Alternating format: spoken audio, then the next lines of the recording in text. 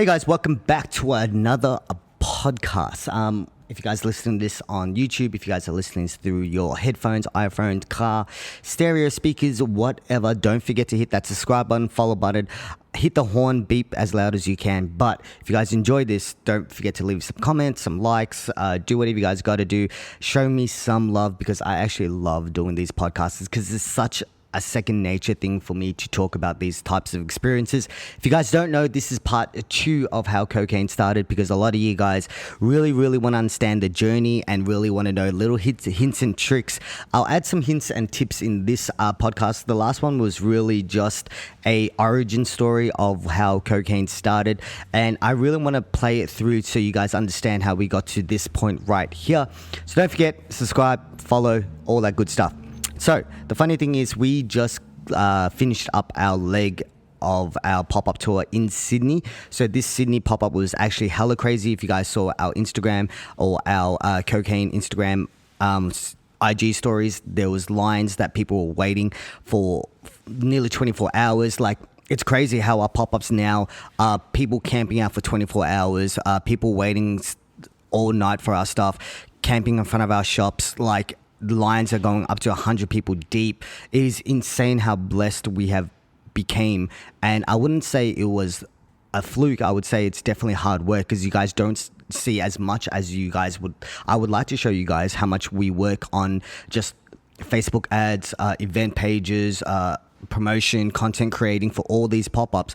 It was such a different platform that we're on right now, as in a different league of how we used to run our pop-ups. So I'm gonna rewind you guys 4 to 5 years back before there was ever lines or was anyone wanting to buy any of our products, to be honest. This is when me and Philly just started dating, and we went up for a kickstand meet. So it was a meet in Sydney in the middle of nowhere, really. We didn't know. We weren't accustomed to Sydney the way that we are accustomed to Sydney now. It was in a little gym. We just started dating, so Philly had no idea what to expect. I personally did not know what to expect either. And we were, just very naive people going into this pop-up. So we packed a Suzuki Swift. So Philly's car is a Suzuki Swift. It's a little economic car, 1.8 liter. Just, it's supposed to be a little like city driver, so you just drive it back and forth. It's A to B car sort of thing. It has 4 doors. It's not that big. The boot barely fits anything at all. We jammed it packed, banners, stock, like cool stuff, and we drove for 9 to 12 hours all the way to Sydney. And it's funny now how our logistics has all changed. And I'll tell you guys further along now, because now we send all our stock via couriers to the places that we're doing pop-ups to. So we don't need to drive, or we don't need to lug as much stock as possible. The only reason why we drove to Sydney this time is because we want to build an experience. So we brought our own coat hangers, our own racks, our own chairs, couches, display props, all that stuff. We drove that to Sydney, but all our stock is already at Sydney.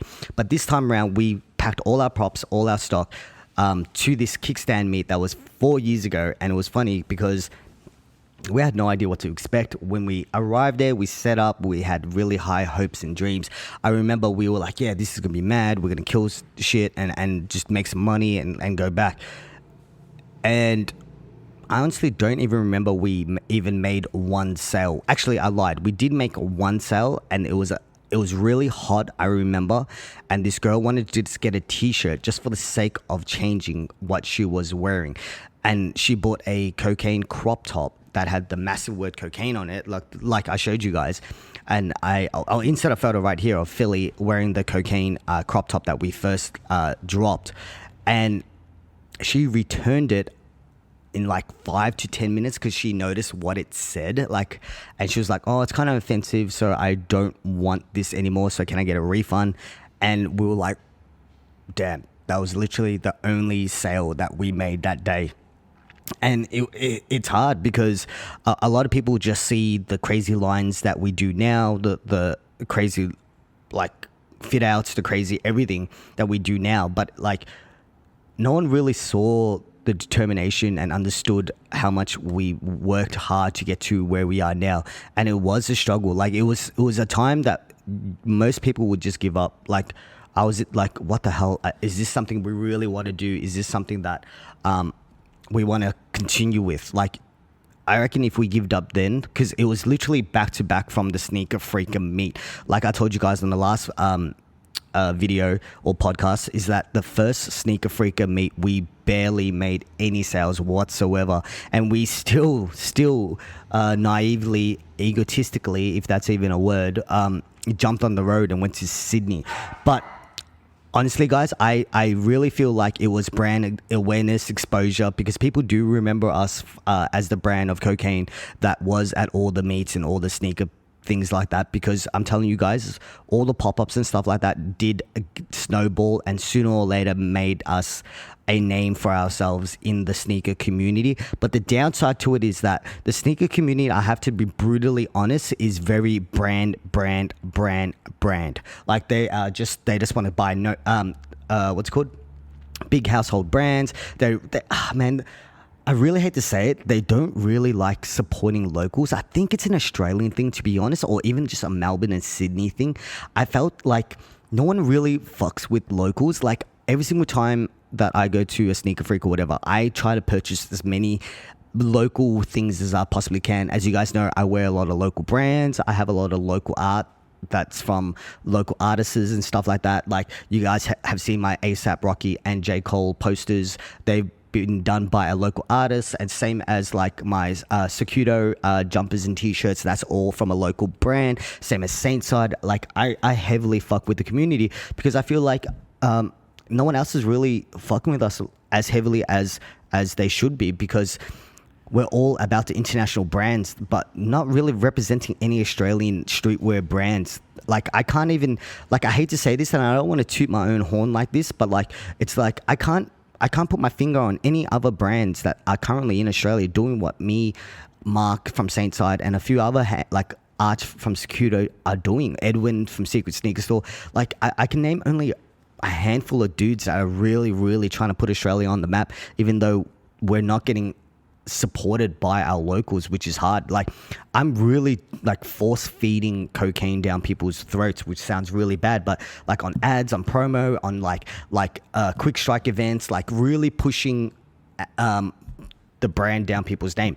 But anyway, back to this pop-up. It was horrible. We sort of put our heads down and just packed our shit and drove all the way back to Melbourne, not making any money at all. And you know what it is? It's not about making money. Like when I really think about it now, it was a brand exposure. It was a life lesson. It was something that I can talk to you guys about now. And nowadays, let's fast forward until the weekend that just passed, that we just had our Sydney pop-up. It's crazy. Like we're closing early. We are running out of stock. People are lining up 24 hours.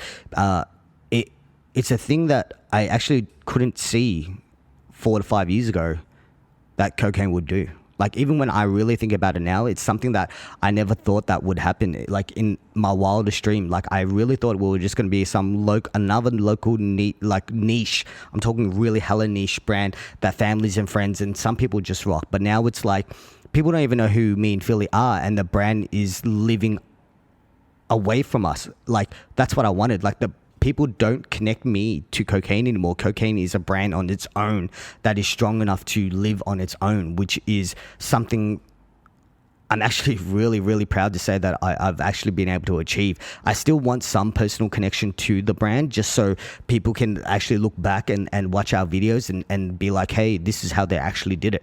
Like honestly, these YouTube videos is a live video diary for me and Philly to watch and for people to watch it, to see how far we came and how we struggled, and how many tears that you guys did not see, how many restless nights that you guys don't see, like all that stuff. Like even right now, like we drove 24 hours in the last 2 to 3 days. So it's a 12-hour drive from Melbourne to Sydney, a 12-hour back. So it's 24 hours just to do the pop-up.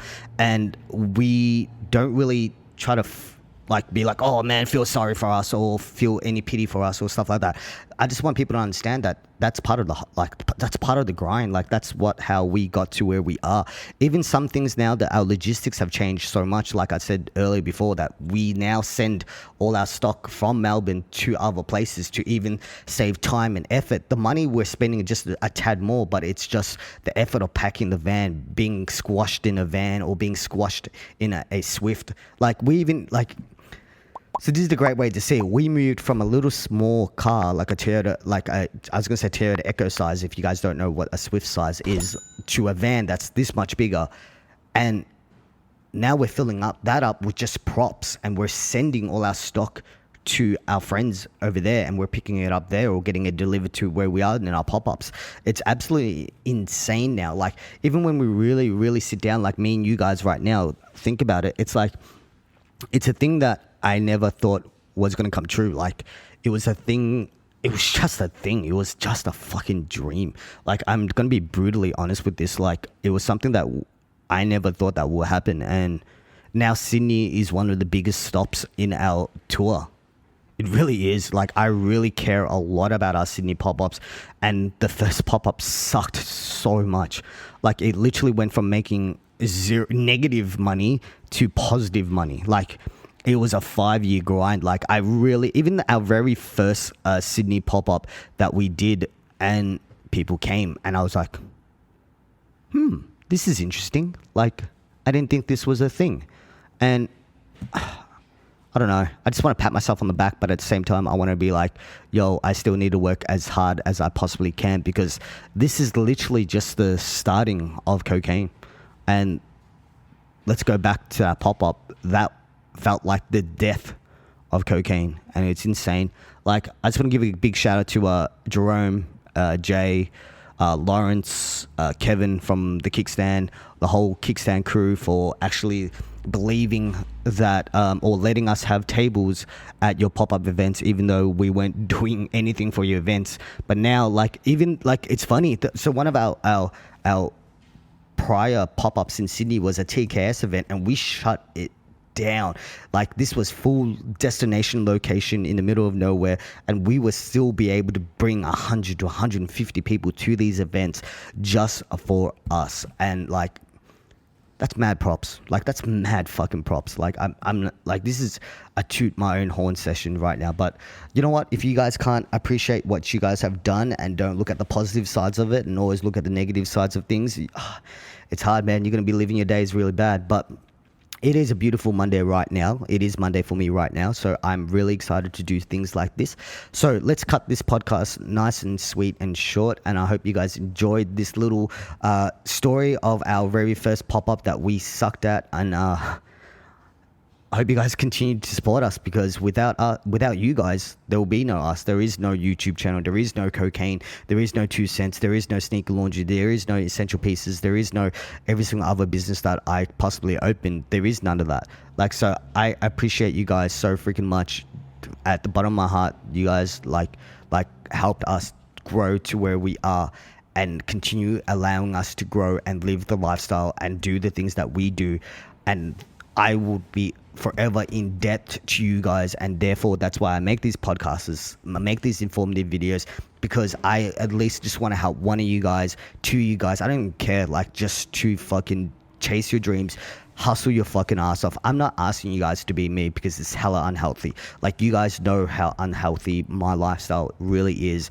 I'm drinking caffeine all the fucking time. I'm on coffee. I'm on V's.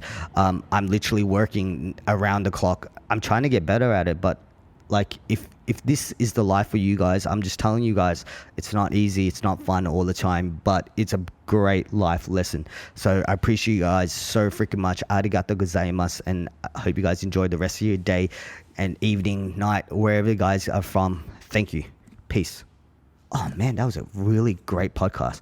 Like, that literally just came all from the top of the dome. Like, I have no points. Like, if you guys look at my screen, there's no points. It's just wavelengths going, and I just want to talk like on top of my head, so it's real. It's just honest truth, and it's no pre-scripted bullshit. Like, this is me to my friends, to you guys, to the people that supported me. Fuck, love this shit. All right, thank you.